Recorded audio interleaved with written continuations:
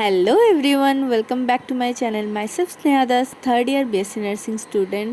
তো সকালটা স্টার্ট করে দিয়েছিলাম কফি দিয়ে, যেটা আমি বানিয়ে নিয়েছিলাম। তারপর এখন চলে যাচ্ছি আমি কলেজ। হঠাৎ করে আজ সকাল থেকে ওয়েদারটা বেশ ঠান্ডা করে দিয়েছিল, সেই কারণে আজ সকালে মর্নিং ওয়াক করতে করতে আমি পৌঁছে গেলাম কলেজে। আর ডাইরেক্ট আজ বাড়ি যাব, সেই কারণে ব্যাগপত্র যা নেওয়ার সব কিছু নিয়ে নিয়েছিলাম। আর আসার সময় ব্রেকফাস্ট করা হয়নি, সেই কারণে আমি লুচি আর তরকারি নিয়ে চলে এসেছিলাম, যেটা আমি এখন ব্রেকফাস্টটা করে নিচ্ছি ক্লাস স্টার্ট হওয়ার আগে। আজ স্যাটারডে ছিল, সেই কারণে 12:30 পর্যন্তই ক্লাস ছিল। এরপর আমি বাস ধরার জন্য চলে গেলাম গোশালায়। মোটামুটি বাসটা আসে 1:20-র মধ্যে, তো আমি এখন বাসে চেপে গেছি। আর বাঁকুড়া যেতে প্রায় লাগে 2 ঘন্টার মতো।